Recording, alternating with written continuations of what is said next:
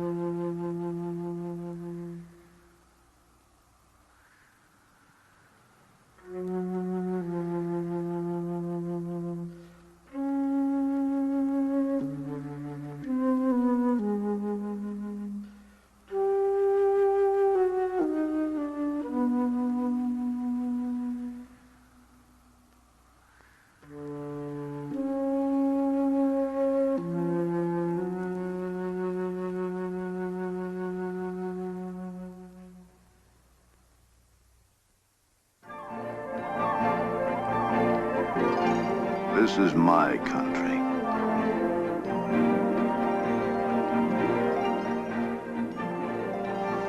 I've spent all my life in areas like this, as close to the animals as a man can get.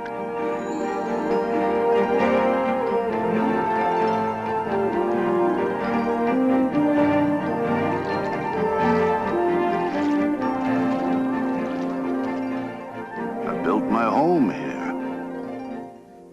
Bear Ranch. Of course, I'm prejudiced, but I think it's just about the prettiest place I've ever seen. Then there's Peggy. She's a rare woman. She's the only woman I know who'd put up with the animals I used to bring home, like those coyote pups, and raise them just like they were her own.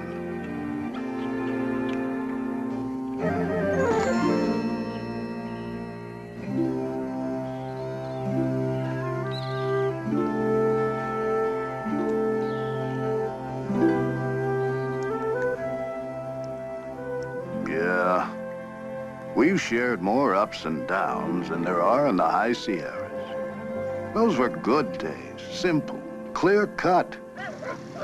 You see, I'm a tracker, and believe me, I'm the last of a vanishing breed. I know tracks, like the FBI knows fingerprints.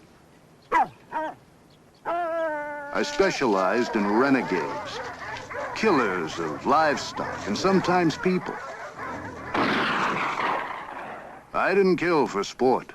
I went after the right animal so innocent ones might be spared.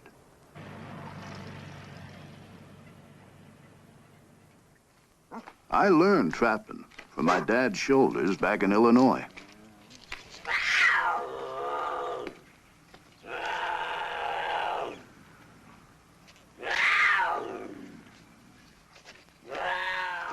Since that time, I've worked for the government, territory, sheriff's office, federal game warden.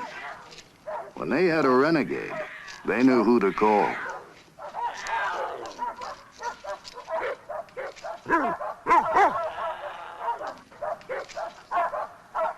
There was a time me and the dogs got called up all the way to Kodiak, Alaska. There'd been reports that Bear had been killing the cattle.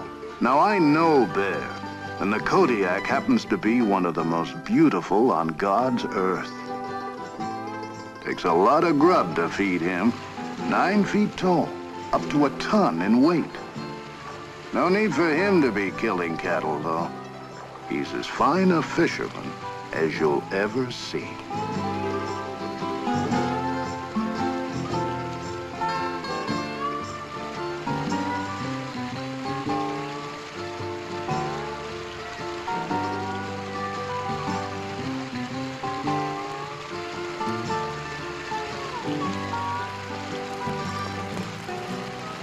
The ranchers were getting $5,000 bounties on these so-called cow killers. So I moved in to set things straight.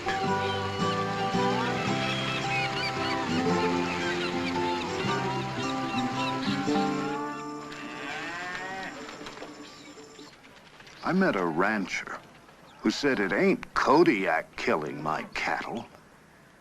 I'd finally found someone I could talk to. He said, Bigfoot. Straight-faced as could be. He said Bigfoot's been killing my cattle. Bigfoot? I checked the carcass and saw the cow had died naturally. The bears just fed on its remains. Found out after the grass was waterlogged. Not enough protein. Cattle died of malnutrition. Kodiak? Bigfoot? People always want their questions answered in such neatly wrapped little packages. Oh, I'd heard about Bigfoot. Some abominable snowman who'd wandered across the Bering Strait before the Ice Age. I couldn't believe a grown man would tell me a Bigfoot was killing his cattle. What a bunch of hogwash.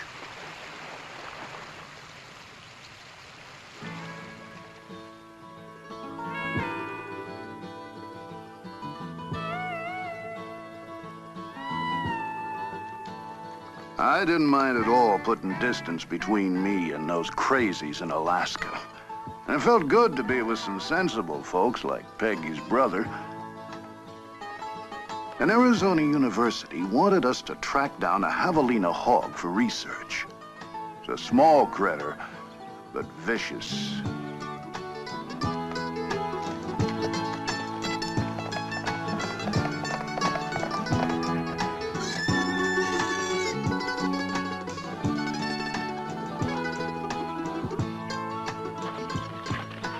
Well, I told my brother-in-law about the wild Bigfoot story at Kodiak, but he didn't respond as I'd expected. He said, "Don't be so quick to make judgments. There's something I want you to see." He took me to what Indians called the land of petrified wood.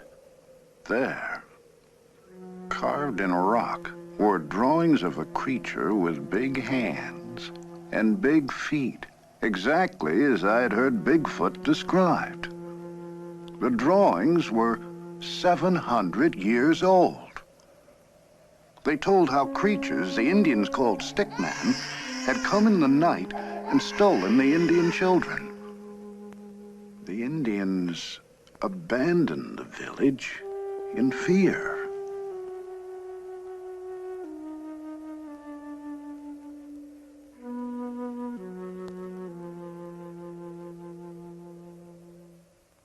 First the ranchers, now my brother-in-law. My head was reeling with Bigfoot.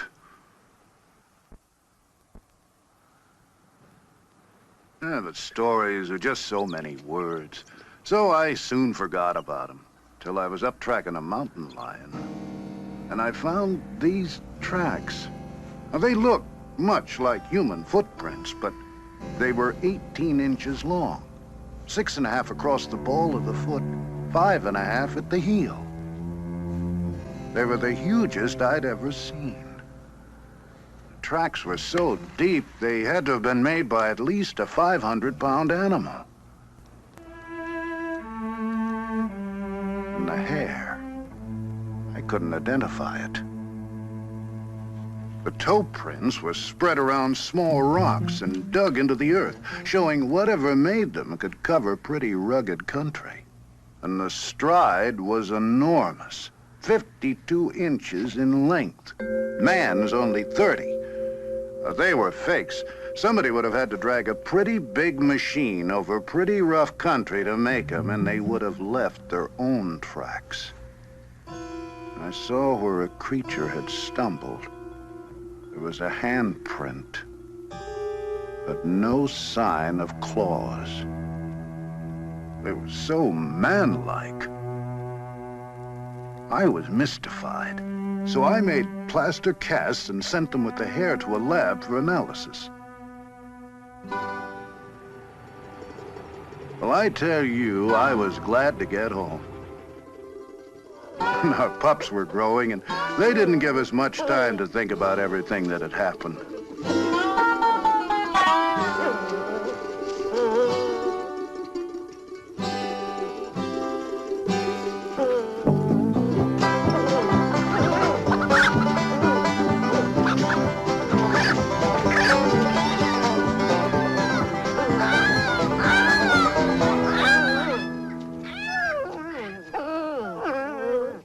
I was called to chase a renegade bear up north.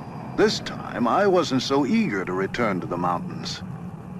Tests had shown the hair samples and tracks couldn't be matched with any known animal. I was uncomfortable. The animals were even acting strange.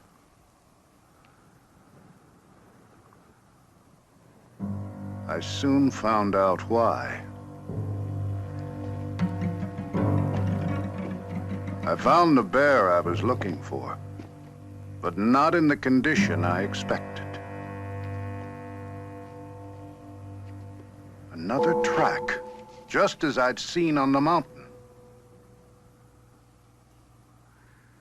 And there, between its teeth, the hair. I was astounded.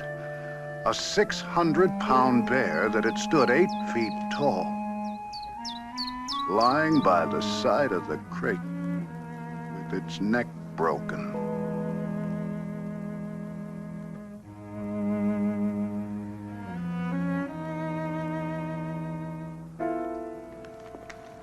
Now, I wanted to find out everything I could about Bigfoot.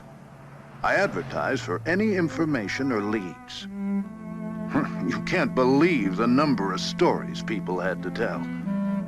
My friends laughed at them all. Okay, I'd laugh too. But things were different now. I had to figure out what was fact and what was fiction. There are reports of creatures 12 feet tall, 800 pounds, that prowled on 2 feet. Now that's absurd, scientifically impossible. No creature that size or weight could even stand upright. And as for tracks, you can't imagine the number of kids I found running around the woods making plywood fakes. Tales of hunters being ripped apart, campers kidnapped and never heard of again. But 4 features all the reports shared were the dark hair, the domed head, the large footprints, and the glowing red eyes.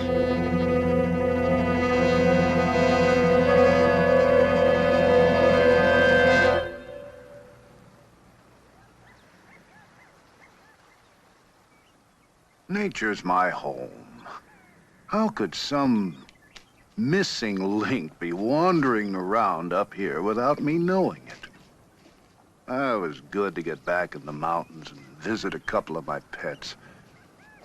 I tried not to think about Bigfoot, but it was tough to shake. It wasn't 2 minutes before my friend had vanished in the wood.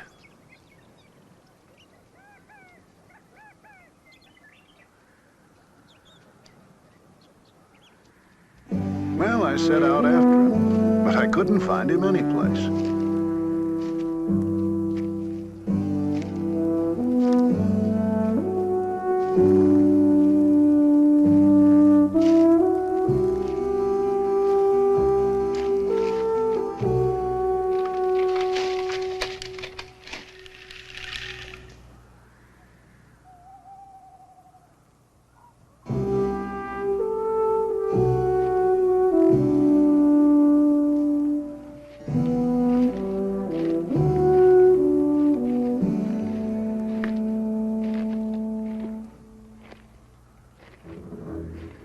I came to a bridge, and there beside it, another track.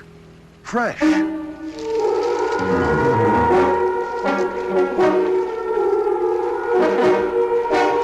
My legs were moving before I realized what I was doing. I couldn't believe what I'd seen. I had to get a closer look.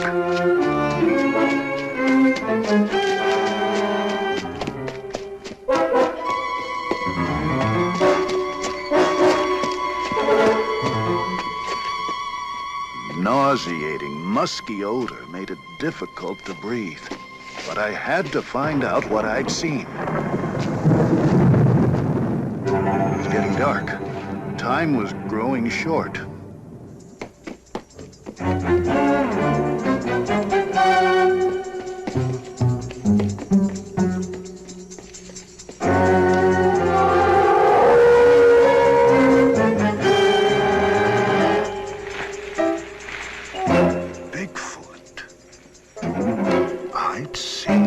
Bigfoot.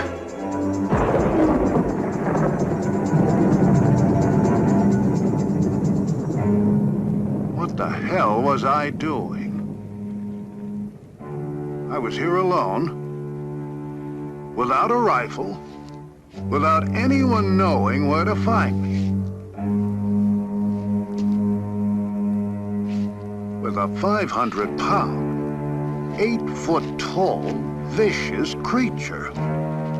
I had to get out of here, get some help.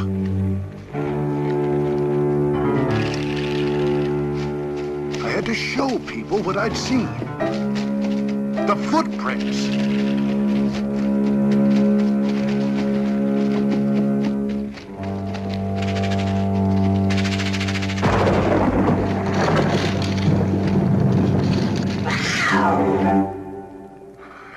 Just the cat.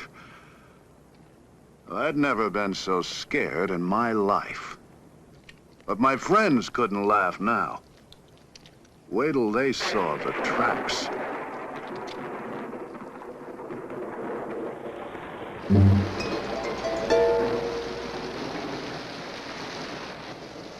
But the rain, it was just the cat. And washed the tracks away.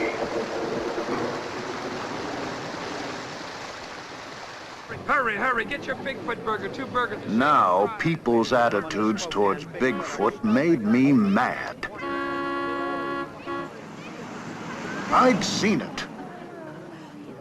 Matter of fact, I felt I'd been singled out to find it.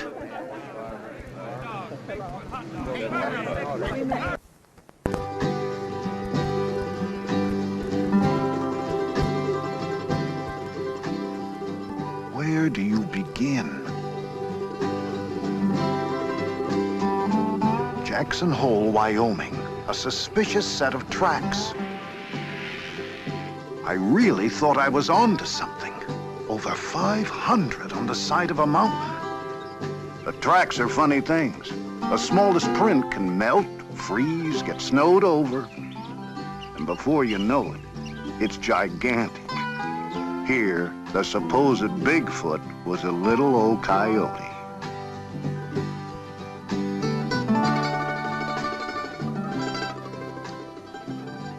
The redwoods, an endless source of sightings.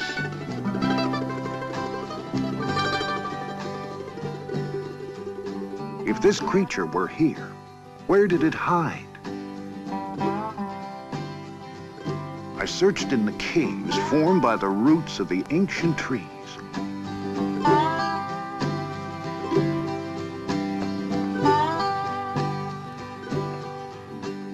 Here were perfect shelters, large, dark, secluded, hideaways to recover from injuries.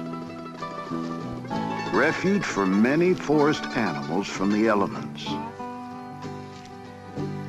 Protected privacy when giving birth.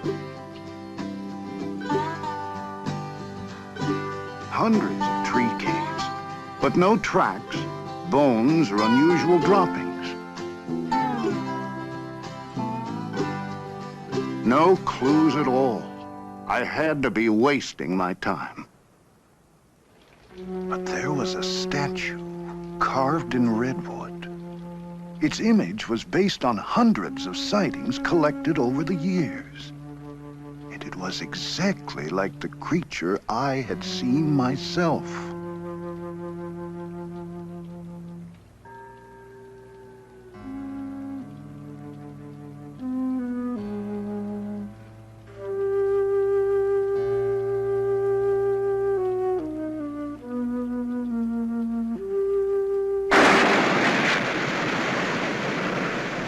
Oregon coast. Reports of Bigfoot feeding during the run of the nightfish. The shore was secluded. Food was plentiful. It seemed a perfect place for the secretive Bigfoot. So I waited. You don't know what it is to wait till you've been a tracker.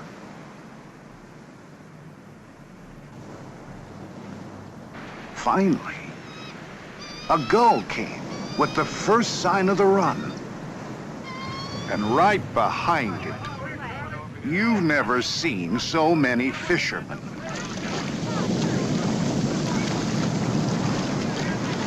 My secluded beach turned into Coney Island.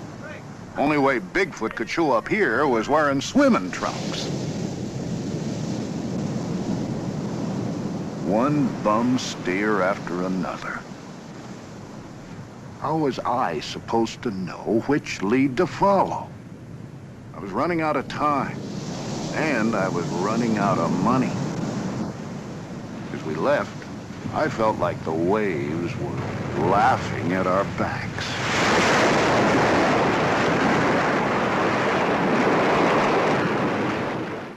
Then came our hottest tip yet. We couldn't turn it down. Snowbird warned us of an upcoming storm, but I was too excited and ignored it. The area was rich with wildlife. And why not Bigfoot? Plenty of food, plenty of cover. This time, remote from man. There it was. My efforts had paid off. And this time, I was ready for him. I wasn't ready to find out it was just a bear staying up past its winter bedtime. What was happening to me? Any Boy Scout knows how people's eyes play tricks on them in the woods. I was like a gun-happy hunter that makes a 10-foot grizz out of a charred old tree stump. Even the snowbird was laughing. And why shouldn't it? Here I was, a grown man running around the woods chasing some fairy tale. I felt like a fool. Well, I was out of patience, and I was out of money. So I took a job up in the wilderness around Bossburg, Washington. Had to photograph a cinnamon bear in its natural habitat. You want a bear? Here's a bear. Piece of cake. I always got what I said after. Except Bigfoot. Then I saw it. a deformed version of the track I'd seen so often.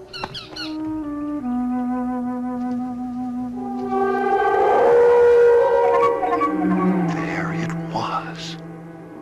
Finally, face to face with Bigfoot.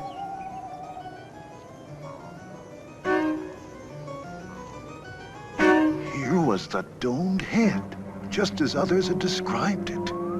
The thick, dark fur to protect it from extremes of weather and allow it to pass unnoticed in the night. I saw it, photographed it. But scientists challenged my film.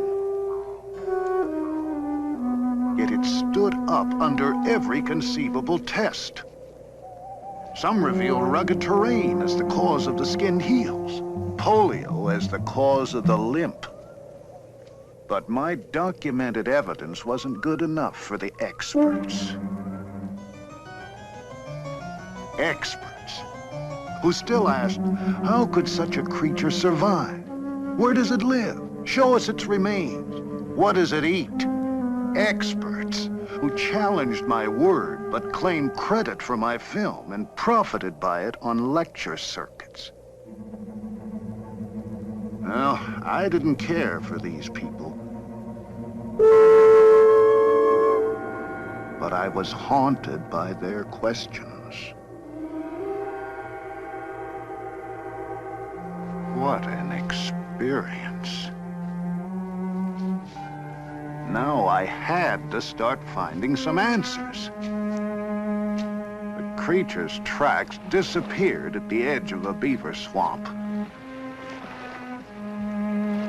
Only sign of animal life was the geese migrating north for the summer. I wanted the satisfaction of bringing back unchallengeable proof. Still, where to begin? I found several other creatures had passed through the area, all heading north. Could Bigfoot be a migratory animal? I plotted all the reliable reports.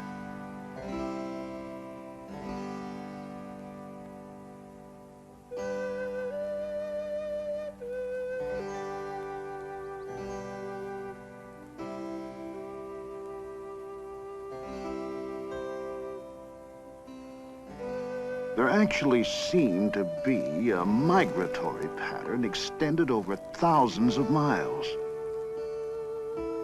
If this were true, I'd have some means of predicting the creature's movements and a good chance to find some answers to my questions. Bigfoot always stayed in very rocky mountains and isolated terrain. The greatest number of sightings, and the only ones of the Bigfoot young, were in summer, above the Arctic Circle. Could that be where Bigfoot migrated to breed? If I move rapidly, I might find a clue before season's end.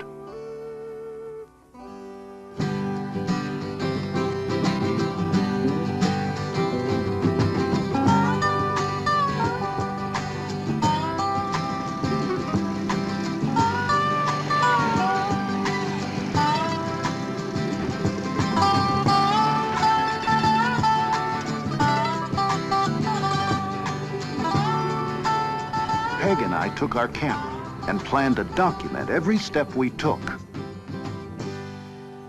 The lava beds, Modoc, California.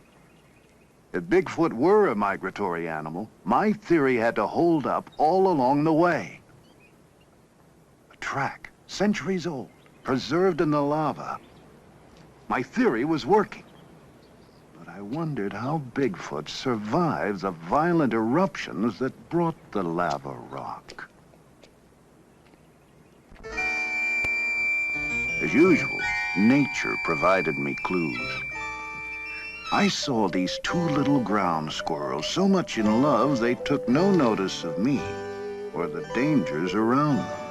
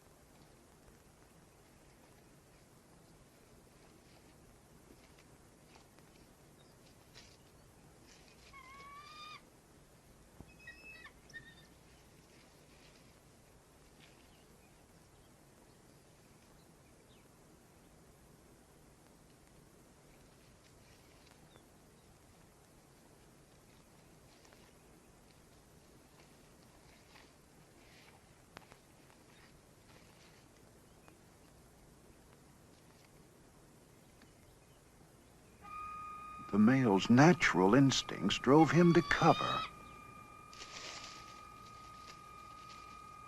These same instincts started up in the wounded squirrel.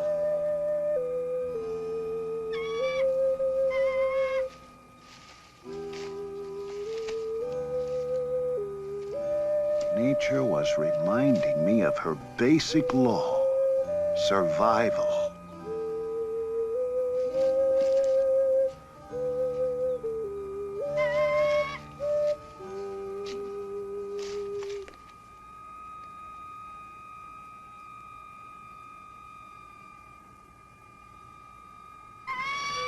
This same will to survive must have somehow kept Bigfoot going throughout all these years. But where did the creature go if it were injured? The caves, Mount Lassen.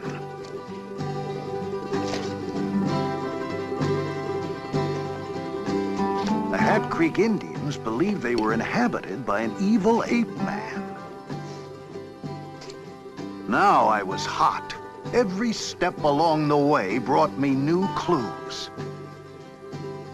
It was too late in the season to find the creature here now. But I'd soon catch up with him, above the Arctic Circle.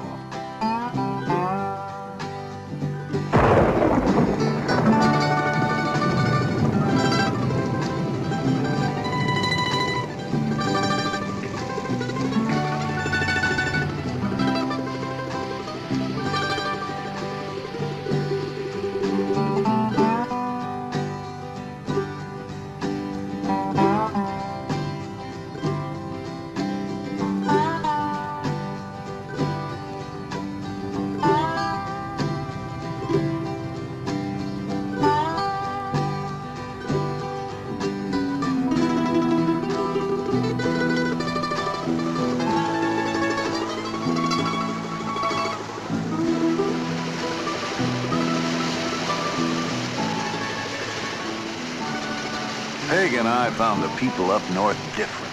They encouraged me, took my search seriously. Like the lumberjacks, mountain men, like myself. The first into the midst of the wilderness, which meant first with stories of Bigfoot. Most of their sightings came at the time of year I'd anticipated. They were sure when Bigfoot passed because strange happenings followed in a nearby valley. Herds of goats come and perform a ritual suicide. Sure enough, the goats were there, looking as if they were grazing normally, but actually eating pounds of dirt. With one gulp of water, the earth turns to cement, and they die, lying in the shadow of Bigfoot, etched in rock 26 feet high, and the wolf, his only known traveling companion. What went on in this valley Bigfoot passed through went against all the natural laws of survival. I felt close to the adventurers who'd left their calling cards at Watson Lake as they crossed into the Yukon, and even closer to those who'd made a similar journey at the turn of the century. Folks who set out after something they didn't know where to find, but knew was out there someplace. With so many pouring into the Yukon during the gold rush, it's no surprise there'd be such a rich source of stories about Bigfoot.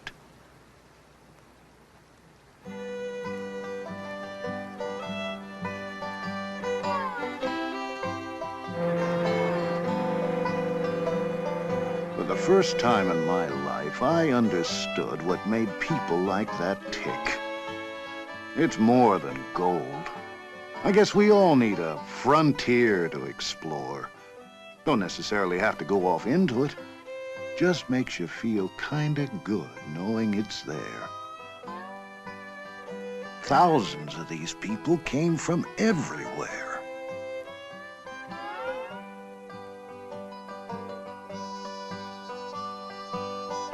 Tent cities sprung up where no man had ever even walked. If Bigfoot came here to keep clear of man, its seclusion didn't last for long. Such a rich source of information had to bring new leads. Sure enough, an old miner's story told how the glaciers up there were the burial grounds of the Bigfoot.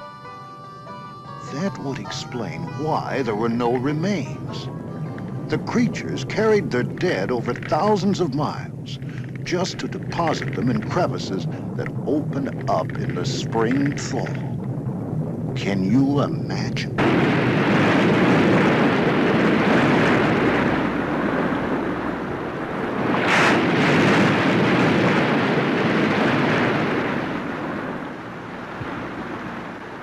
I went there searching for some remains. I did find tracks, so I had to be close. I found bones that told many different stories, but none of Bigfoot. The constant movement of the glaciers could either crush the remains or wash them to the sea.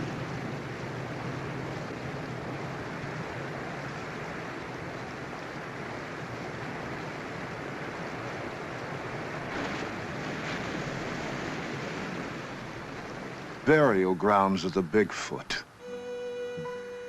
I thought of the people who were the source of these stories.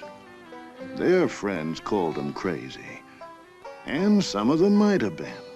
But you wouldn't believe the extremes they went to for their fortunes, romance, and the unexplored.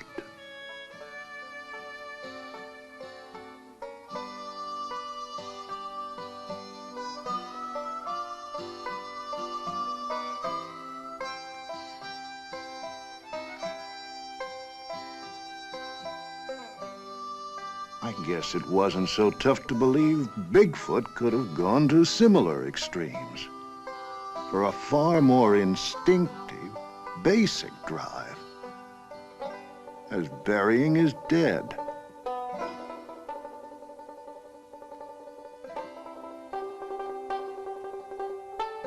So many questions.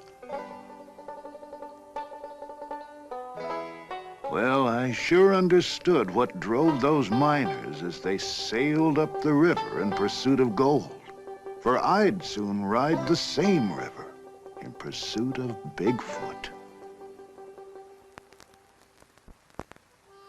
The miners were gone now, but I knew Bigfoot had to still be around. The frequency of current sightings meant he'd somehow survive the diseases the white man brought into the wilds. The tuberculosis, measles, that wiped out whole tribes of Indians and Eskimos.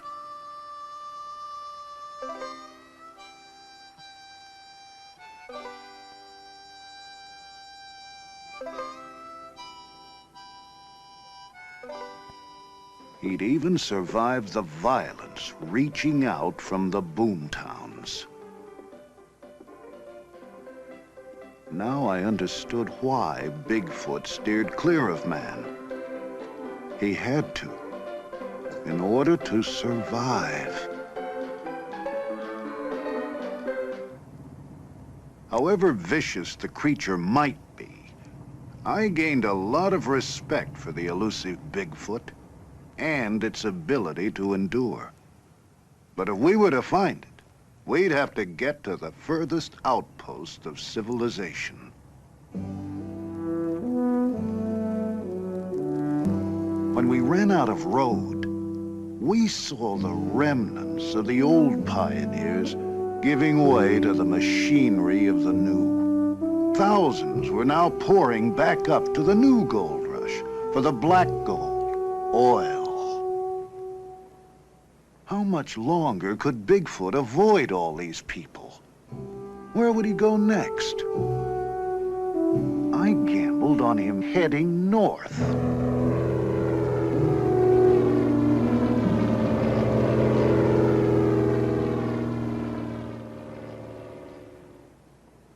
Well, traveling had been tough, so we treated ourselves to the fanciest hotel in town. There, Yukon Frida. Her sketches were based on recent sightings and descriptions of Bigfoot from that very area.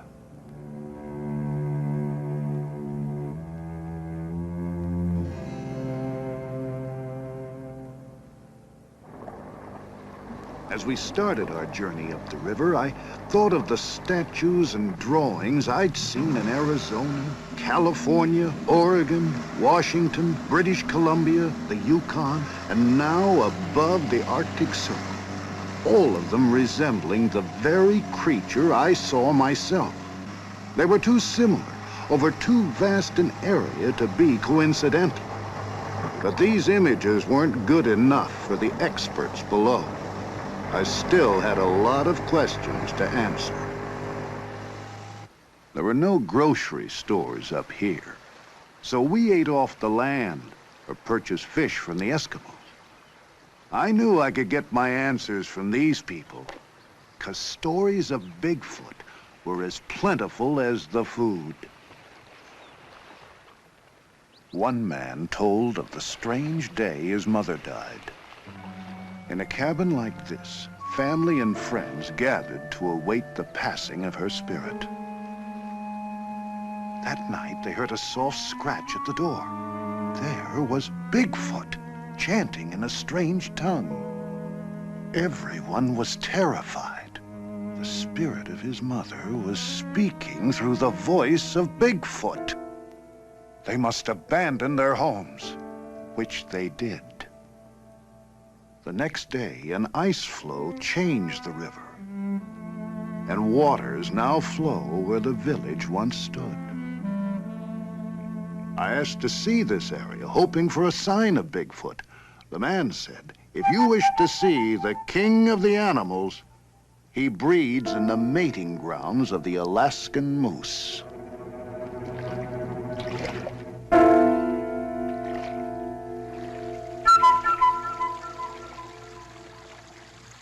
The moose came, as if a sign, reaffirming the man's words.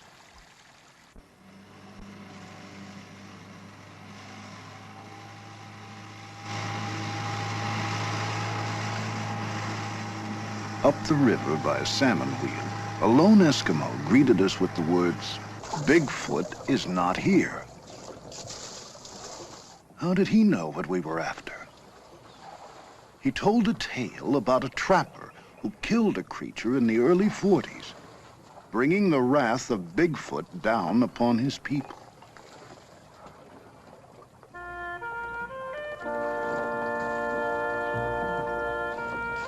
He said, one night I was caught out on the trail with only a few minutes of twilight left. The lights began to shine in the sky. They were bright. Traveling was good. Then the snow turned red. To the north, south, east, and west, rivers of blood flowed across the sky and down into the snows. It seemed to be the last day of the world. Bigfoot was punishing us for bringing it sorrow. But then, the good white light rose from the north. What followed was a battle of 1,000 warriors. The white light was the spirit of Bigfoot, left to die by the trapper.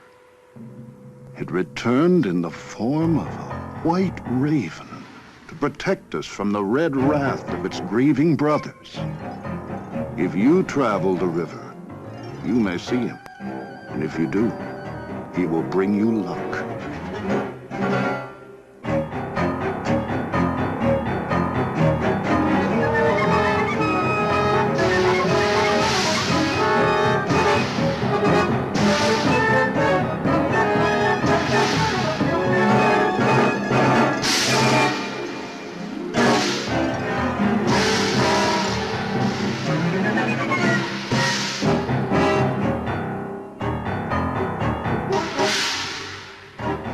Then the native gasped, pointing to a bird soaring above us. The legendary white raven. The fisherman said, "Bigfoot smiles upon you. You will bring word of him to the people below."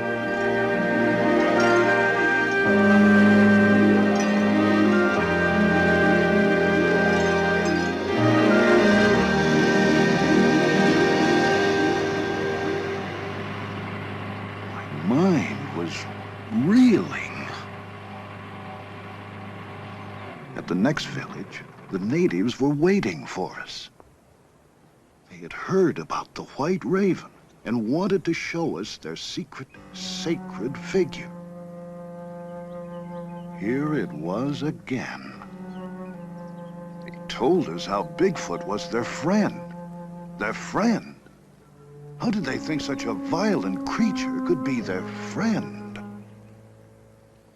They told how Bigfoot carried the bodies of men killed or lost in the Arctic winter to the edge of the nearest village to be buried by their own kind. When I asked where I could make contact with their friend, they said, "In the land of shining eyes." But they warned me not to violate Bigfoot's domain. I reminded them of the white raven.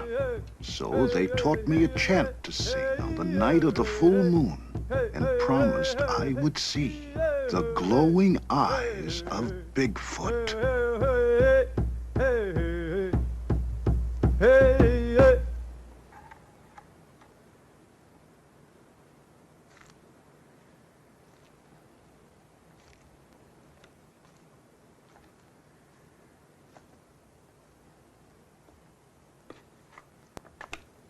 Well, I wasn't going to have a thing to do with any chanting.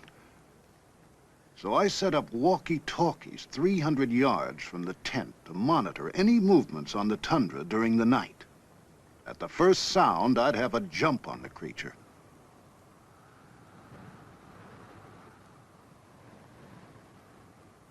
Then the wait. The land was lush with vegetation. Perfect feeding ground. Berries, lichen, gnats, bugs, millions of fish. Not just a land of ice and snow. I understood why Bigfoot and so many animals flocked to the Arctic to breed and raise their young.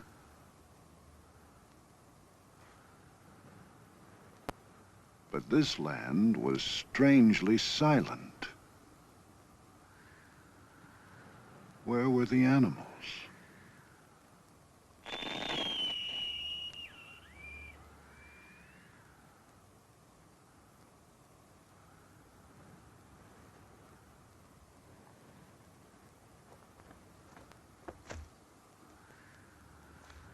My transmitter had been thrown 15 feet. And the tundra held no tracks. Days passed. I felt like a fool, but now I'd go to any ends to conjure up the creature.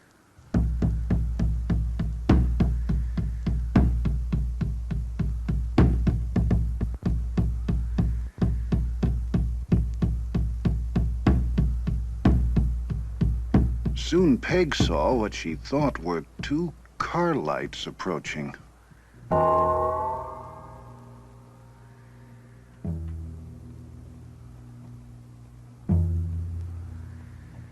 I was caught in the darkness, but Peg guided me toward the lights.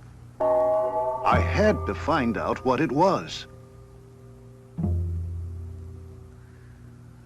Then we realized they were the shining eyes.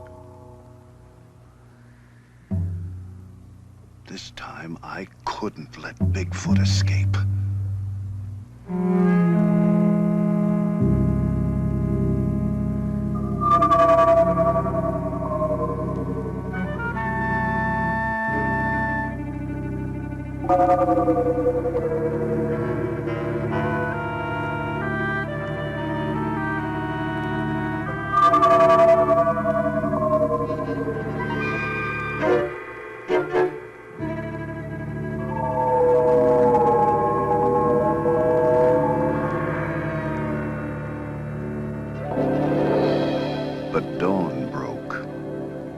disappeared behind a rainbow.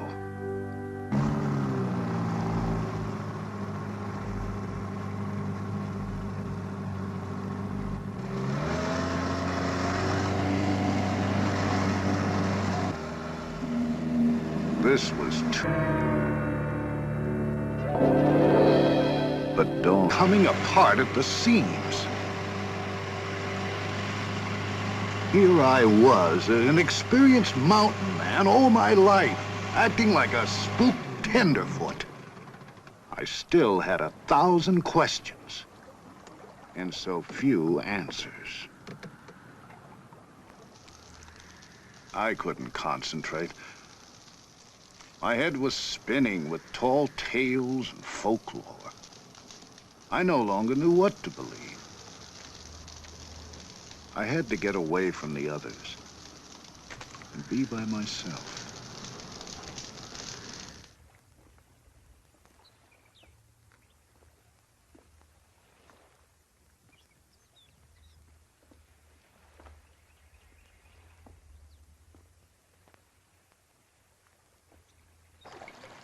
There were the salmon, back after 10 years of living in the sea, to spawn in the exact place of their birth, and then to die.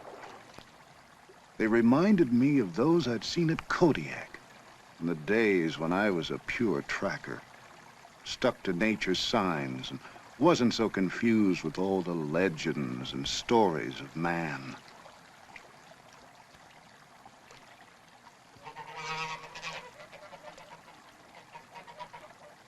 And there were geese. My first clue to Bigfoot's migratory pattern.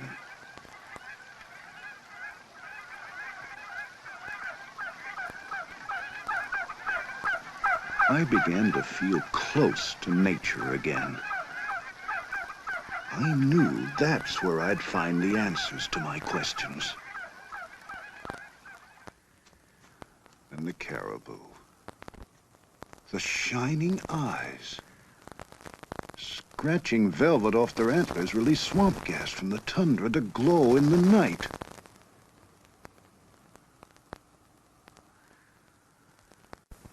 Saw what must have been the monarch of the North. I was terrified. It could crush the likes of me with one swoop. But it was the most magnificent animal I think I've ever seen. He didn't seem to notice me as he made a clearing. He sharpened his horns as if to prepare for combat. I thought he'd come for me now. Instead, he dug a pit and marked it with his scent.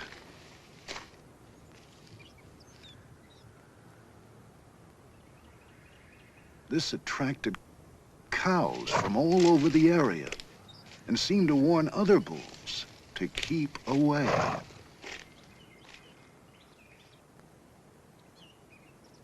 The cows declared themselves his by covering themselves with his scent.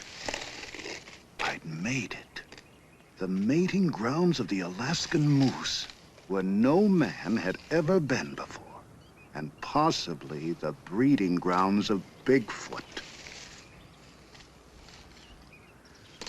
Some young bulls seemed a little overeager and found the monarch defending his territory against all intruders,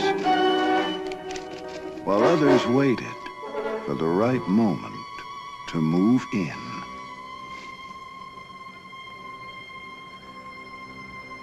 Then he saw me. But luckily, a match for the monarch challenged him for his cows and territory.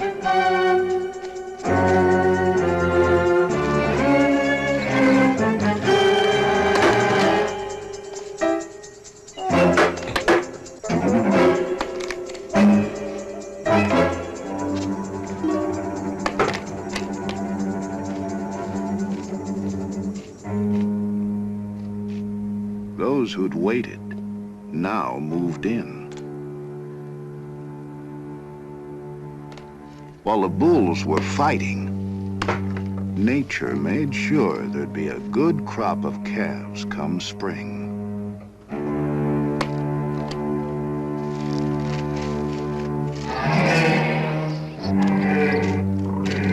Finally, the monarch triumphed. Now, too preoccupied to give any notice to me, he gathered his cows. And according to the law of nature, the strongest began to breed. I was deeply moved by what I'd seen, but still, no sign of Bigfoot. The salmon lay dying in the streams, signaling the end of the breeding season. Time was running out, so we took to the air.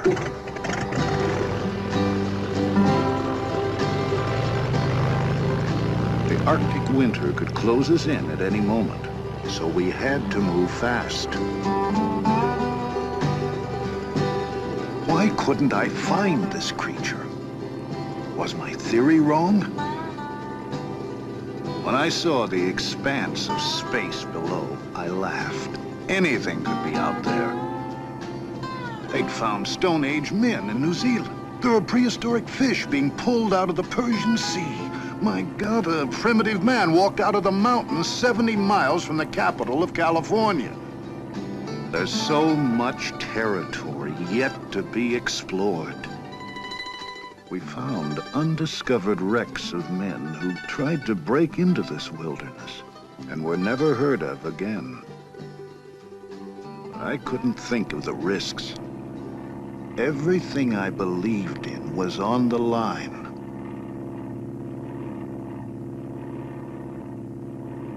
Suddenly, the pilot whipped around. There he was, a young Bigfoot, frozen like a tree.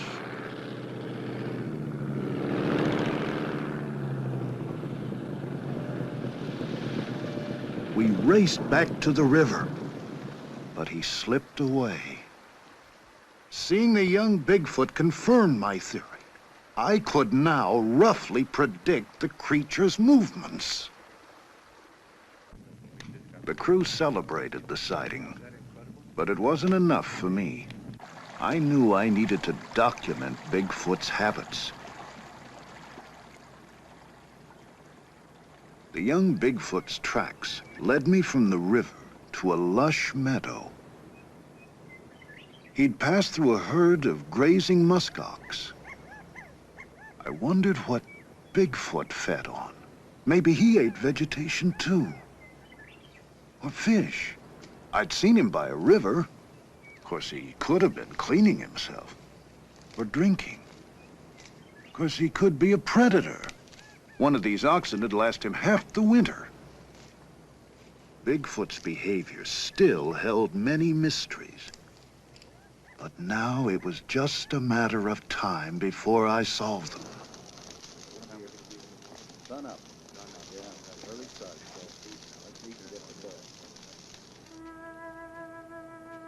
Winter now closed down on us in earnest. We were forced to move south, just like the animals.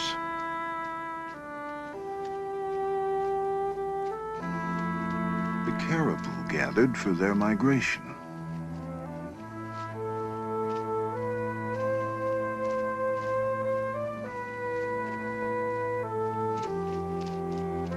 They'd be the source of food for all the meat-eating animals that followed.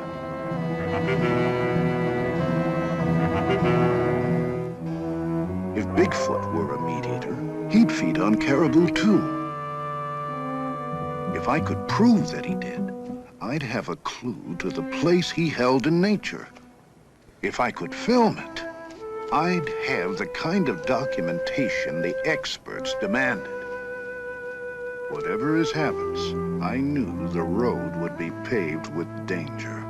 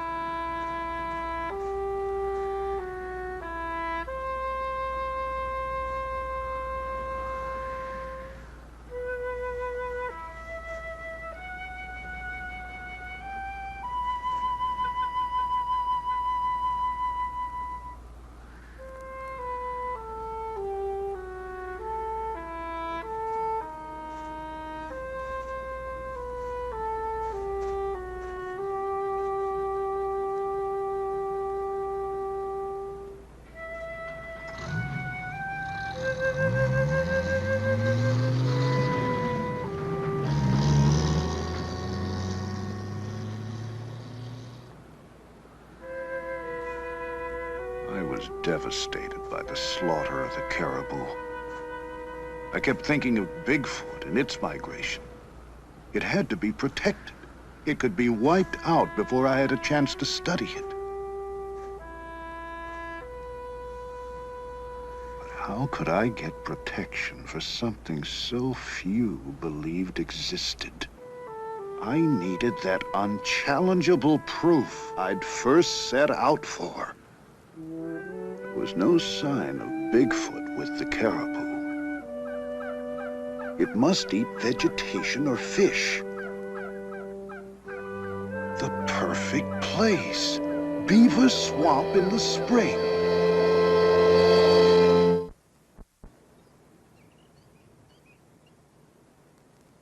I got there early and planned to stay as long as I could. I used every trick I learned over my years as a trapper and carefully covered my scent with ammonia.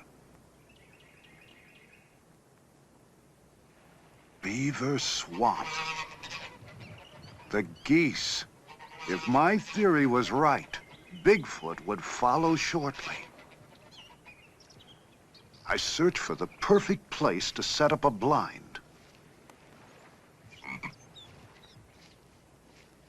When I found it, I moved in and set up my cameras. Day after day, I waited and soon grew jealous of the other animals' freedom. I was stiff, chilled to the bone, but I was determined not to make a move that might warn Bigfoot of my presence.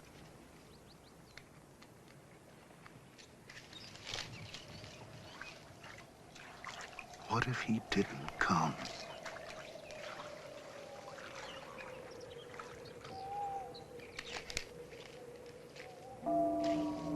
Then a movement in the woods. The sun hadn't come up yet. It was hard to make out what I'd seen at first.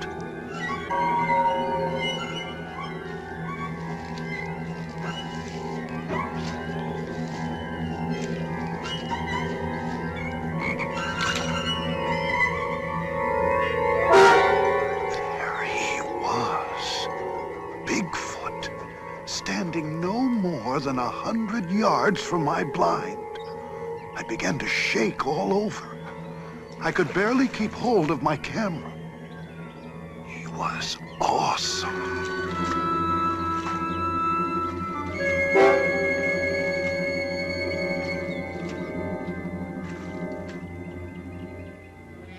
Then, behind me, another one. Smaller, possibly younger. How many of them were there? Was I surrounded? They were the most extraordinary creatures I'd ever seen. I now knew why the Eskimos called Bigfoot the king of the animals. The older, larger one was 7 feet tall, 450 to 500 pounds. His domed head and long dark hair, just like the other creatures I'd seen. His odor was overwhelming. The same thick, musky scent that first led me to Bigfoot so long ago. The young one was no more than 5.5 feet tall, 250 pounds. If my guess was right, probably on its first trip away from its northern breeding grounds. He'd probably never seen a man before. If he saw me, he could panic and attack. Then I looked around and realized the other animals were carrying on normally. If danger was around, they would have fled.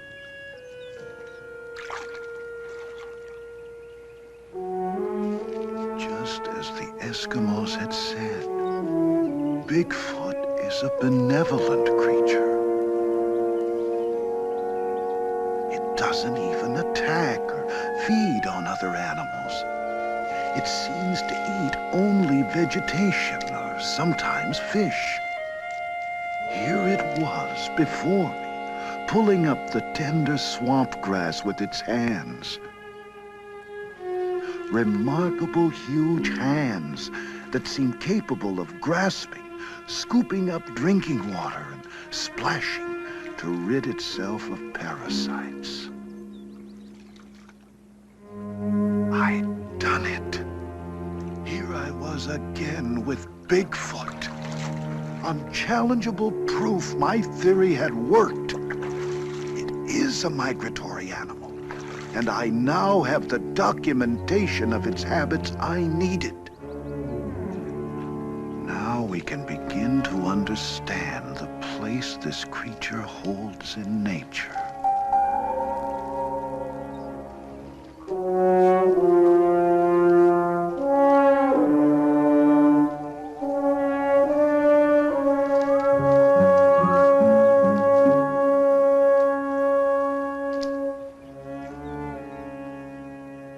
A raccoon came out to start his day's hunting. I knew the nocturnal Bigfoot would soon return to the cover of the forest.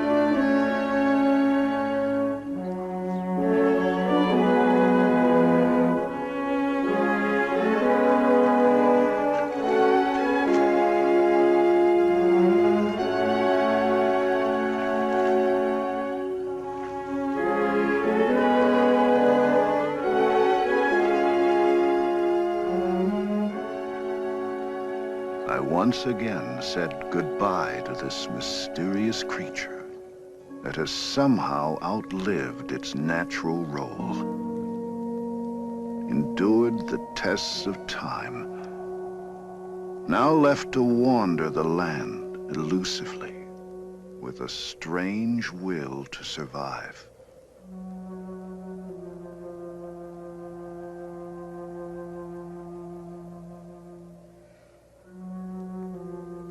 I still have plenty of questions, and I'll continue my search for the answers now. But I assure you, I'll no longer get so caught up in the problems of my research that I'll lose touch with the wonders it reveals.